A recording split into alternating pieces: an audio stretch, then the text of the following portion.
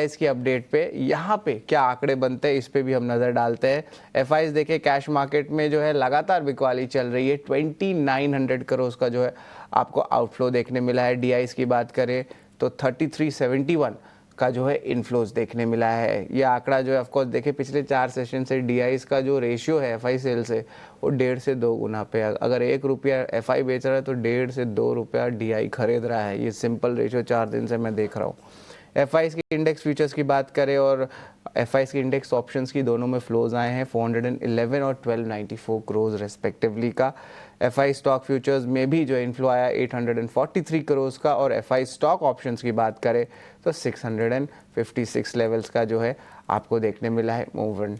लेकिन चलिए FIIs DIs की तो बात कर ली, ग्लोबल मार्केट का भी पूरा सेटअप हमने बात कर लिया। लेकिन अब जो है हमारे साथ जुड़ रहे हैं निफ्टी और निफ्टी बैंक के इंपॉर्टेंट लेवल्स बताने के लिए डिम्पी कालरा। क्या डिम्पी इंपॉर्टेंट सपोर्ट लेवल्स और रेजिस्टेंस लेवल्स हैं? गुड मॉर्निंग शरद। देखिए कल मार्केट्स ने कल 10 दिनों के बाद पहली बार ऐसा फील करवाया कि वो फाइटिंग स्पिरिट्स में है।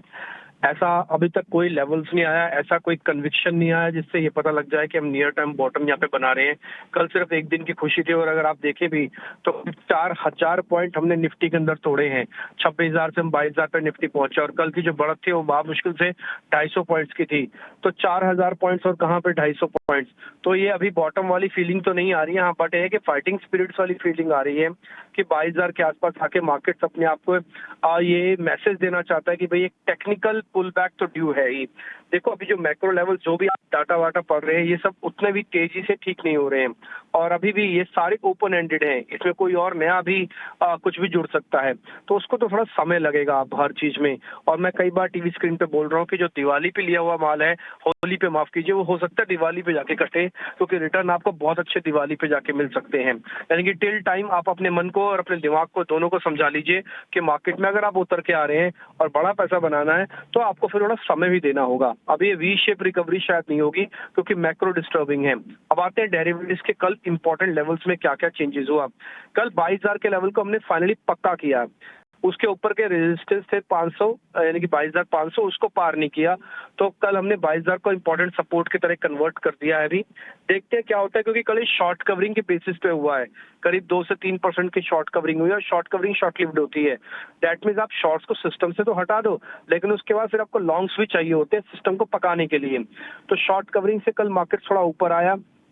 आज second day follow up buying भी अच्छी हो जाए और थोड़ी शॉर्ट कवरिंग मार्केट्स के अंदर आ जाए तो काम बन सकता है।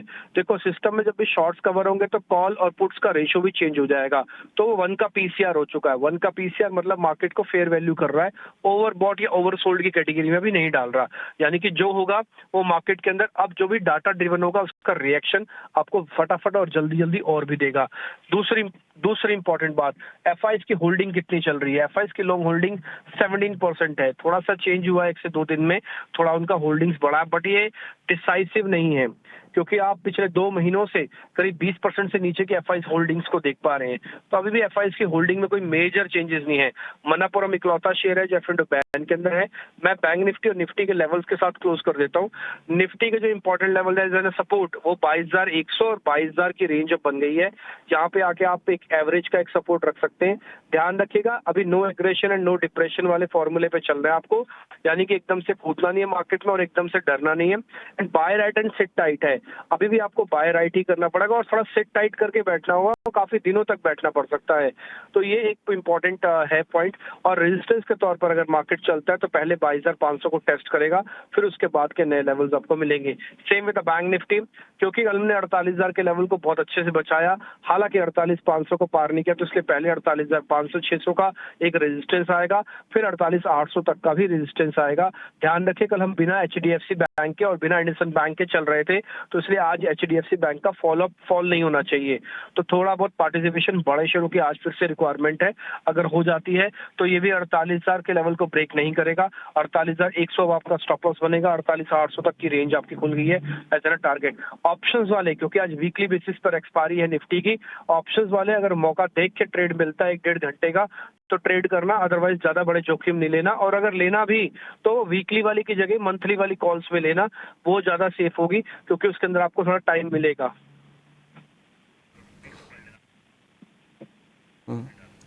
जी बिल्कुल, थैंक्स डिम्पी। आपने जो है इंपॉर्टेंट लेवल्स बताए और ऑफ कोर्स हमारे जो दर्शक है उनको इन्होंने इम्पोर्टेंटली बात किया कि बाई राइट और सिट टाइट, ये एक बहुत इंपॉर्टेंट चीज़ डिम्पी बताए और ये कई दिनों से डिम्पी ने इन्होंने ये स्टांस लिए हैं। Thank you very much Dimpy.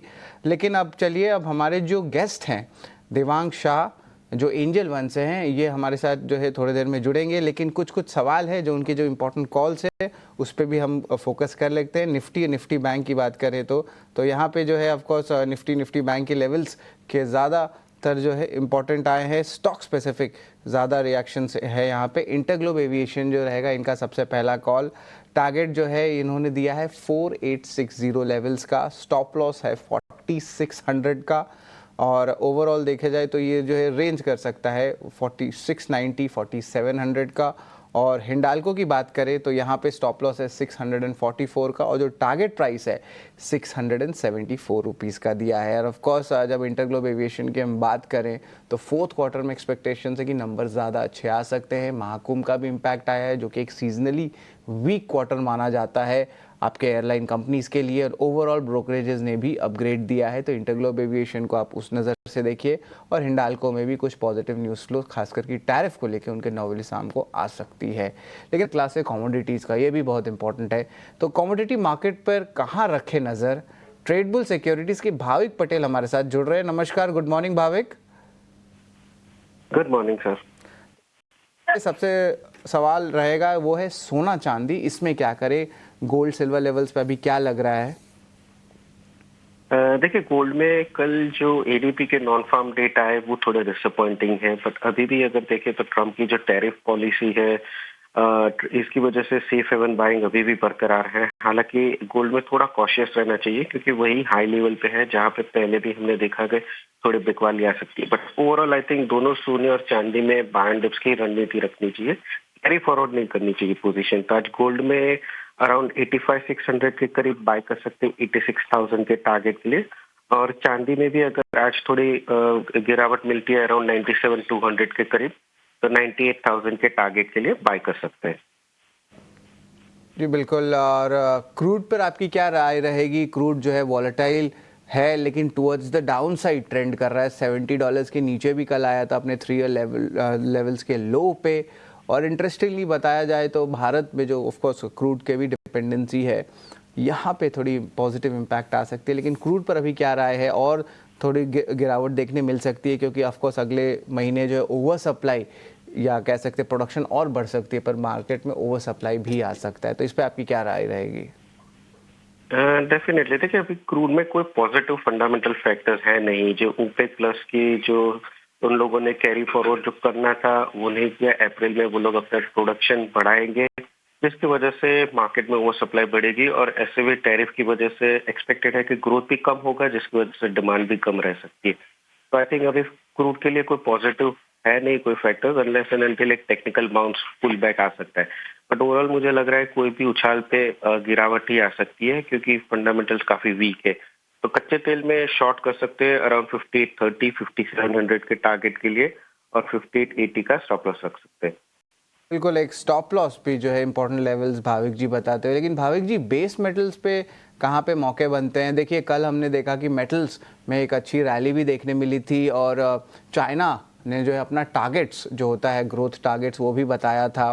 और याद रखिए, रशिया और यूक्रेन का भी अगर थोड़ा पीस आता है तो रशिया में भी डिमांड बढ़ सकती है इंडस्ट्रियल की। ऑफकोर्स 2 से 3 साल ये आंकड़े कम रहे हैं, तो रशिया का डिमांड पिकअप, चाइना में भी आप देखें कि टारगेट्स आ रहे हैं। तो बेस मेटल्स पे यहाँ पे आपको लगता है कि इम्पोर्टेंट मूव अप मूव देखने मिल सकता है, या दूसरे साइड चाइना कुछ क्लोजर्स भी कर रहे हैं कुछ डिमांड के इश्यूज के कारण? तो क्या लगता है किस साइड जाएगा बेस मेटल्स का पलड़ा? I think very short term अगर देखें तो पॉजिटिव साइड ही है। जैसे आपने बताया चाइना ने जीडीपी अपना 5% का रखा है।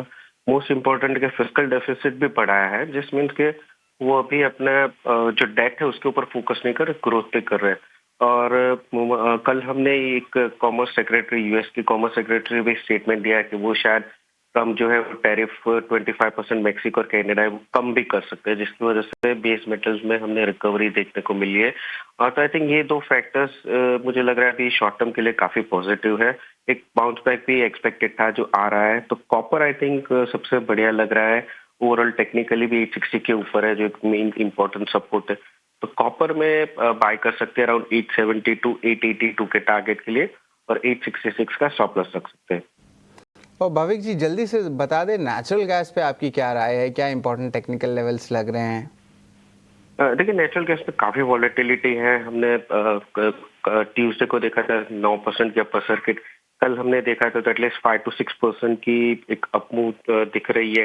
तो आई थिंक नेचुरल गैस में बाय डिप्स की रणनीति रखनी चाहिए अराउंड 380 390 के टारगेट के लिए, 375 के स्टॉप लॉस से। आई थिंक 370 के नीचे जाता है तो ही मुझे लग रहा है कोई मीनिंग करेक्शन मिल सकता है हमें। जी बिल्कुल, धन्यवाद भाविक जी, आपने बहुत इम्पॉर्टेंट जो है कमोडिटी कॉल्स दी, और खास करके अभी जिस तरह ग्लोबल मैक्रोज चेंज हो रहा है और डोमेस्टिक मैक्रोज में भी उसका इम्पैक्ट या सेकंड ऑर्डर इफेक्ट देखने मिल रहा है।